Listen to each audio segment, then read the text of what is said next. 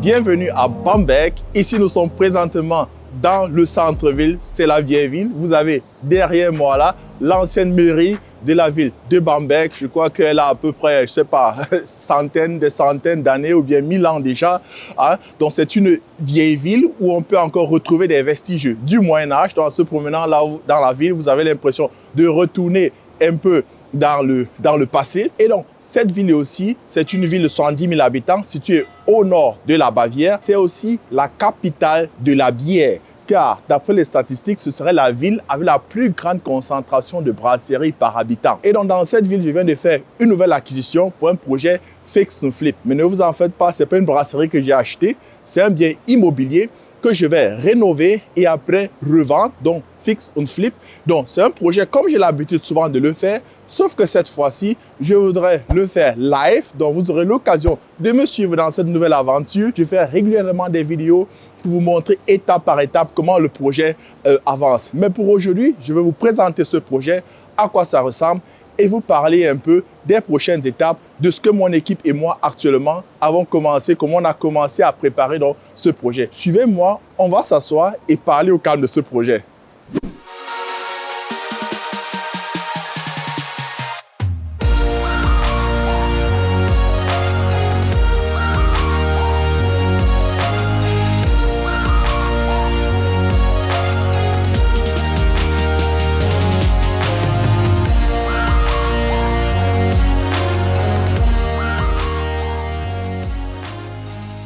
Bonjour, moi c'est Séverin Papou, je suis investisseur immobilier en Allemagne depuis une dizaine d'années. À travers ce canal, je partage volontiers avec toi mes années d'expérience et te montre comment toi aussi tu peux te bâtir un patrimoine conséquent dans ce pays sans grand capital de départ, mais juste en utilisant des mécanismes très pratiques et de puissants leviers pour pouvoir y arriver. Et ce patrimoine que tu te seras bâti ici pourra te servir à assurer ton avenir pour la retraite, celui de tes enfants, ou même à pouvoir dégager de ce patrimoine des capitaux importants dont tu auras besoin pour réaliser ton projet dans ton pays d'origine sans avoir besoin de passer par des crédits de consommation, comme je vois souvent beaucoup le faire et ils shootent leur bonité à la fin. Donc, si toi aussi tu voudrais savoir comment ça fonctionne, commence déjà à faire le premier pas, abonne-toi, active la cloche de notification pour ne pas rater les prochaines vidéos.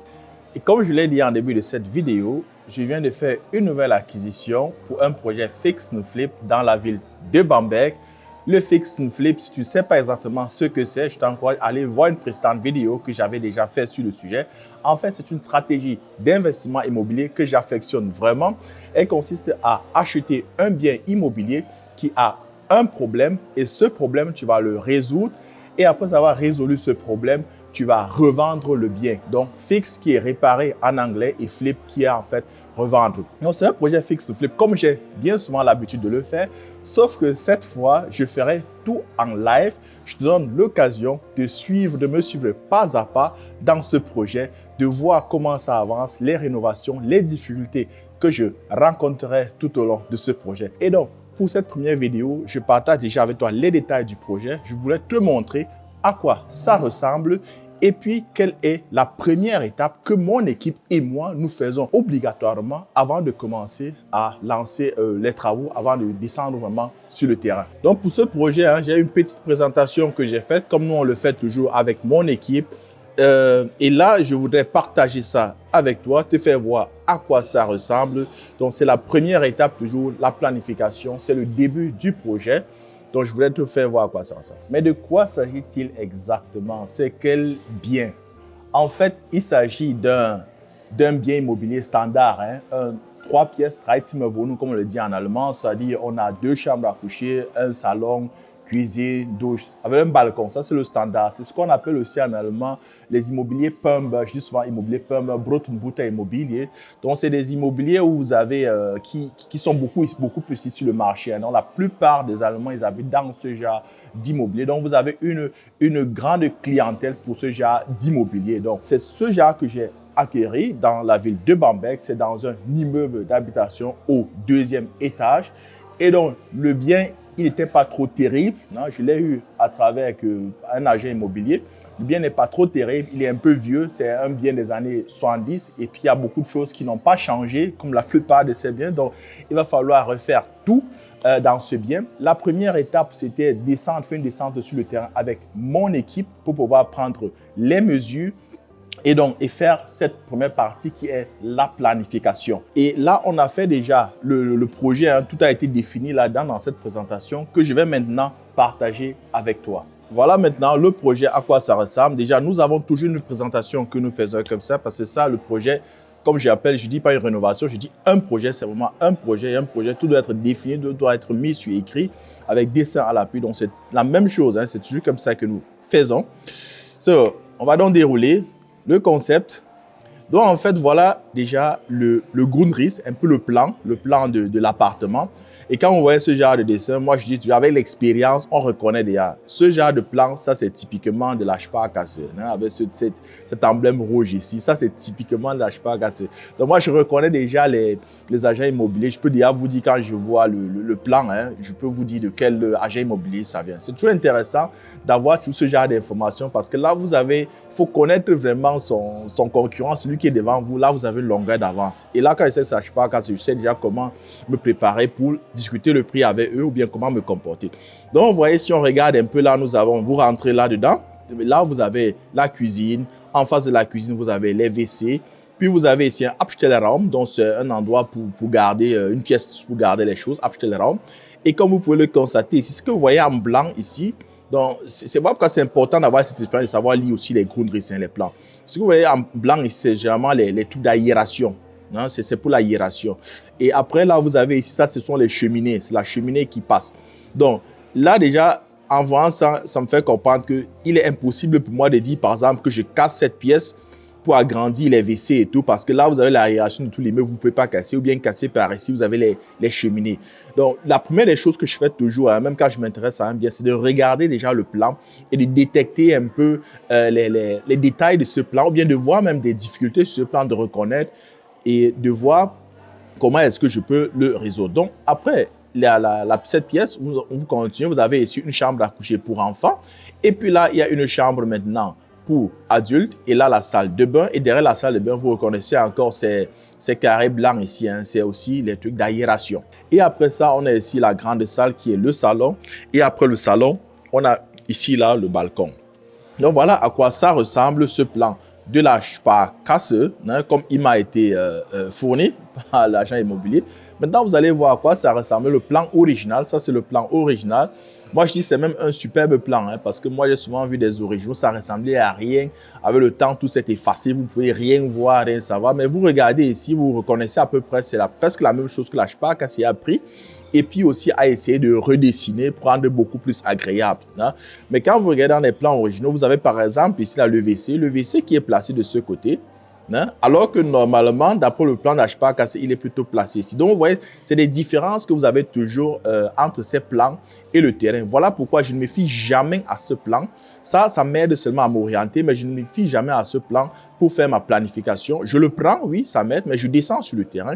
Et maintenant, mon équipe et moi, nous prenons toutes les mesures, nous remesurons encore toutes ces pièces parce qu'avec autant d'années, il y a beaucoup de choses qui ont changé ou peut-être il y a des informations qui étaient à peu près fausses là-dessus. Donc, nous mesurons tout ça pour après rentrer dans le système et dans notre 3D et créer maintenant notre propre dessin.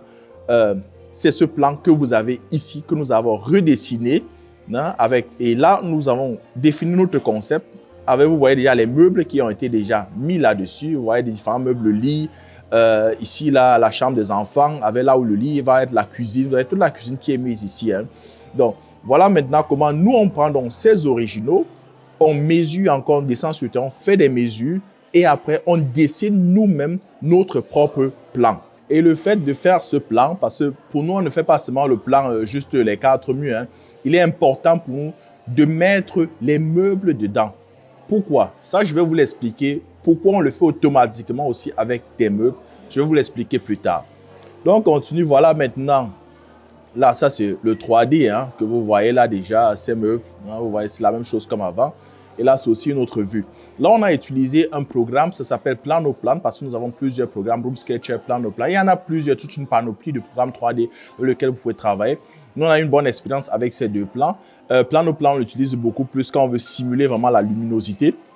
Un peu comme vous voyez ici, là, vous voyez les rayons solaires un peu, quand le soleil rentre un peu pour voir à peu près. Hein. Donc, il suffit que vous rentrez les données un peu, le nord, le sud, l'est, la boussole, là, et puis vous voyez à peu près, si vous voulez simuler le lever et le coucher du soleil. Donc, avec ce programme de Plano-plan, nous pouvons simuler maintenant le lever et le coucher du soleil dans cette pièce. Donc, vous voyez à quoi ça ressemble. Mais moi, je dis à chacun de voir avec quel programme il s'en sort facilement. Nous, on utilise ça. Et vous reconnaissez aussi ici, comme nous avons commencé, ici au couloir, on aura des spotlights que nous allons mettre. Donc, vous voyez, ça, ce sont des spotlights. On les met aussi dans la OVC et aussi dans la salle de bain. C'est juste les seuls endroits où nous mettons des spotlights. Hein, parce que c'était en mettre aussi au salon, un peu partout. Il refont un peu comme la porte des étoiles, les étoiles un peu au plafond. Moi, je dis, c'est un peu... Il n'y a pas beaucoup de gens qui aiment ça ici en Allemagne. Ils n'aiment pas trop les trucs qui sont bling-bling. Donc, il n'y a qu'ici au couloir et dans les salles de bain que nous mettons ces spotlights. Et dans les autres chambres, vous avez des lampes, hein, la lampe au milieu de la pièce, quoi. Hein. Voilà à quoi ça ressemble. Et donc là, un peu incliné. Hein, vous voyez qu'on regarde un peu, on vérifie tout hein, de différents angles un peu. Est-ce que ça passe vraiment? Est-ce qu'on a bien défini? Et le fait d'avoir mis les meubles, ça nous aide à faire donc ce plan électrique. D'où l'importance d'avoir ce plan 3D avec des meubles. Parce que moi, je vois certains, ils sont pressés de démarrer leur chantier, mais ils n'ont même pas défini ce plan 3D. Ils n'ont même pas défini des choses, les meubles, ils n'ont pas défini où est-ce qu'ils voudraient avoir leur prise et tout. Et donc, le fait d'avoir mis les meubles, ça nous aide à savoir exactement où est-ce que nous voulons avoir nos prises et comment nous voulons faire. Vous voyez par exemple ici le fait d'avoir le lit.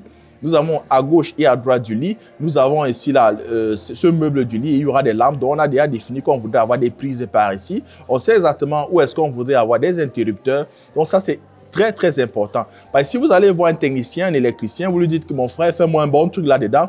C'est quoi le bon truc? Bah, il vous met un interrupteur à l'entrée de la pièce, il vous met une prise en bas. Mais qu'est-ce que vous voulez encore plus? C'est comme ça quoi. Et c'est là où il y a souvent des problèmes, des difficultés où on dit qu'on a été arnaqué. Or, pourtant, quand vous définissez comme ça, c'est même déjà plus facile pour l'électricien, pour le technicien, de vous faire même une offre qui convient vraiment à vous parce que là, il sait que j'ai tel nombre de prises, tel nombre d'interrupteurs. Il peut facilement calculer que si vous venez, vous ne savez pas exactement ce que vous avez à faire. Et ce n'est pas à lui de vous dire ce que vous devez faire exactement. C'est à vous, c'est votre choix. Vous devez exprimer, vous devez matérialiser vraiment vos vœux, vos choix, et qu'est-ce que vous voulez à la fin pouvoir atteindre. Et le fait d'avoir ce plan électrique, ça me permet aussi de contrôler son travail. Parce qu'à la fin, lui, ce technicien, il aura ce plan. Moi, je l'aurai aussi sur ma tablette. Et chaque fois que je vais au chantier, je vais contrôler est-ce que la prise au niveau, on s'est dit. Et là, vous voyez, donc tout est là avec la légende, un peu qu'est-ce qu'on veut exactement. Mais là, je voudrais déjà faire une petite parenthèse parce que sûrement, il y a des ingénieurs en bâtiment qui m'écoutent là, ils vont dire, mais quoi, c'est quoi ça comme plan électrique? Ou bien des architectes. Non, ce n'est pas un plan électrique comme vous connaissez avec la hauteur, la position des prises et des interrupteurs, comme vous le connaissez, vous avez étudié. Non. En fait, ça, c'est quoi? Ça, c'est juste matérialiser mon choix, mon vœu, ce que je veux. Et là, l'électricien, il doit savoir à quelle hauteur une prise se place. Parce que ça, c'est des trucs standards ici en Allemagne. Si vous avez quelqu'un qui vient vous demander à quelle hauteur je dois placer la prise, croyez-moi, c'est un massaillot. Écoutez, demandez-lui de sortir, quoi. Ça ne sert à rien, vous n'allez pas travailler avec cette personne. Donc, le technicien, c'est des techniciens professionnels avec qui nous travaillons. Il sait exactement que la norme dit qu'à telle hauteur du sol, je dois avoir ma prise, à telle hauteur du sol, je dois avoir mon interrupteur. Moi, je lui indique seulement qu'à ce niveau, je voudrais avoir quelque chose. Hein? Donc, vous voyez un peu comment c'est. Et là, maintenant, vous voyez un peu avec ce 3D, hein, à quoi ça ressemble maintenant. Donc, parce qu'avec ce dessin 3D, on est capable de faire des photos de pièce par pièce. Ça, c'est le salon. Hein? Et ça, ces dessins, généralement, de toute façon, le dossier, on l'envoie à nos techniciens. Et aussi, on fait des photos qu'on imprime et puis on met souvent sur les murs pour qu'ils sachent exactement ce qu'on veut, qu'ils n'oublient pas. Hein. Ça, c'est la chambre à coucher. Ça, c'est la chambre des enfants. Et comme c'est dessiné, c'est aussi comme ça qu'on s'efforce d'atteindre le résultat final. Ça, c'est la cuisine. Donc, très important. Et là, maintenant, ce sont les salles de bain, la partie salle de bain. Vous voyez, ça, c'est la salle de bain. Quand on a commencé à dessiner, ça sont les WC, à quoi ça va ressembler le résultat final. Et donc, pour la salle de bain, c'est aussi la place, la partie où je vous ai toujours dit que nous, on met vraiment le fire, parce que c'est ici, quand tu fais dans le fix flip, que tu as ton bénéfice. Donc, on s'est décidé ici pour 3 modèles. C'est presque toujours la même chose. Hein. On a 3 modèles. Donc, un modèle, le sol, c'est du 60 par 60. Un modèle, ça, c'est pour les murs. Et l'autre modèle, ça, c'est ce qu'on appelle le accent fleece, un peu un mariage entre les deux. Et donc, cette combinaison de ces trois modèles, c'est avec ça qu'on crée ce qu'on appelle chez nous le wow effect. Donc, c'est pour ces modèles que nous sommes décidés et c'est ce que nous allons placer. Donc, vous voyez, tout a été défini. Et là, maintenant, on a essayé de faire, parce que la salle de bain n'est pas trop grande, on a essayé de faire des simulations, les largeurs et tout, pour voir est-ce que ça convient, ça passe avec baignoire. Donc, avec toutes ces photos, ça c'est pour voir exactement la position des différents éléments. Et là maintenant, ça, quand on entre aussi, on prend ces mesures. On a avec nous, dans notre équipe aussi, le photographe qui est chargé donc de faire les photos, la vidéo. Et donc, je vais vous faire voir cette vidéo qu'il a faite. Ça, c'est la vidéo de départ.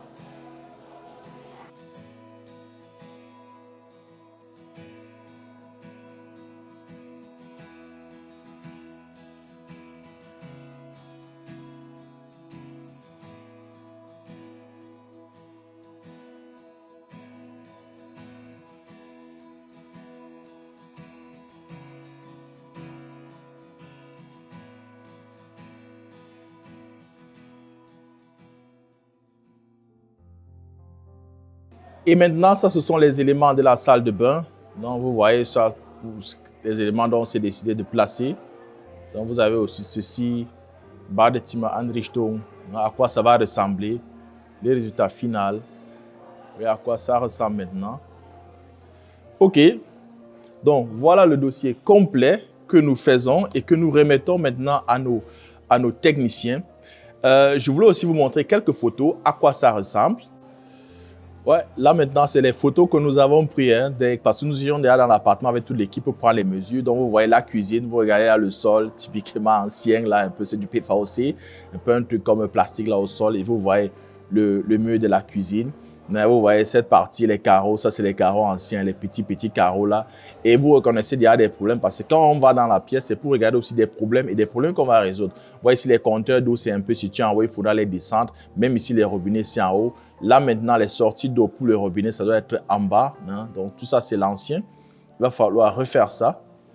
Ça, c'est la petite, ça, ce sont les WC. Hein, vous voyez un peu comment c'est assez vieux, c'est pas moderne. Là, il faut faire les hang WC, dans les toilettes suspendues. Là, je crois que c'est comme ça en français, excusez-moi. Et puis, vous avez ici, là, le plafond, on va mettre un peu les spotlights. Donc, et les carreaux, ça, c'est du vieux. Il faudra tout enlever ça. Hein. Donc, vous voyez. Et aussi, ici, là, même pour le vache-bec, là, on lave les mains, le lavabo. Vous voyez, le robinet, ici, il est plutôt situé vers le haut. Il faudra le descendre parce que tout maintenant, c'est vers le bas, quoi. Ça, c'est le Abstellraum, cette partie pour garder les choses. Mais vous voyez, c'est toujours vieux. Il faudra tout refaire. Et là, très important, l'électricité. Ça, c'est l'ancien boîtier. On va le refaire. Et comme vous voyez, les murs, là, c'est les murs avec du papier peint. Hein. Et maintenant, quand on fait ces rénovations, on fait plus du papier peint. On doit lisser les murs, un peu faire comme si c'était dans les Neubau, les nouvelles constructions. Ça, c'est le salon. Il va tout refaire avec les anciens, un peu les rideaux suspendus, là, qu'il va falloir enlever. Vous voyez à peu près à quoi ça ressemble, les portes. Ça, c'est la salle de bain. Ça, c'est vraiment le look de grand-mère. Il va falloir tout refaire ici, là. Tout refaire. Hein? Donc, c'est un peu à quoi ça ressemble. Ça, c'est l'entrée. Hein? Vous voyez le couloir, ce long couloir. Vous voyez le sol, il faut refaire le sol. Il n'y a pas de spot là, il y a juste une lumière centrale. Or, le couloir est très grand, donc ce n'est pas vraiment aéré. Il va falloir refaire tout ça. Encore quelques photos. Vous voyez, quand on ouvre la porte, c'est là où on entre, ce long couloir. Donc, voilà à quoi ça ressemble pour que vous ayez une idée. Et là, c'est le photographe, hein, celui qui est chargé toujours, qui nous accompagne dans nos projets. Donc, c'était en fait le dossier complet, la présentation de ce nouveau projet. Nous-mêmes, on est impatients de pouvoir démarrer ce nouveau projet. C'est quoi la prochaine étape? Bon, déjà, nous avons fait la planification, qui est la partie la plus importante et que beaucoup négligent. Et quand vous le négligez, ça vous rattrape vers la fin. Donc, la bonne planification est vraiment nécessaire, vu que dès qu'on a déjà fait ça, tu peux dire, tu as fini ton travail, on passe maintenant au technicien et c'est au technicien de réaliser. Nous, on fera plutôt un contrôle régulier. Donc, la prochaine étape, c'est de discuter avec le technicien, de remettre ça au technicien. Nous avons une nouvelle équipe que nous voulons tester parce que notre équipe de choc, elle est déjà occupée avec 3 projets actuellement. Donc, on s'est dit, on va tester une nouvelle équipe. C'est toujours comme ça les techniciens. Il faut en tester pour trouver, tomber sur du bon. Bon, nous sommes curieux de savoir comment ça va se passer. Dans le dossier, déjà, on va prendre rendez-vous avec eux. On va apporter ce dossier sur le chantier. On va se rencontrer, on va discuter. On a déjà eu des premiers entretiens. Et après, cela leur sera remis. Ils vont donc commencer le travail et chaque fois, je viendrai au chantier, effectuer des contrôles et faire aussi des vidéos pour faire voir l'état d'avancement des travaux. En conclusion, chaque nouveau projet pour nous est une aventure avec des hauts et des bas.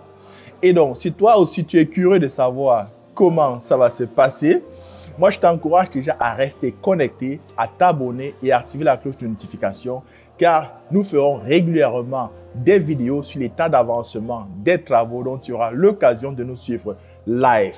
C'est tout pour aujourd'hui. On se retrouve très prochainement au chantier car l'immobilier, c'est sur le terrain que ça se passe. Ciao!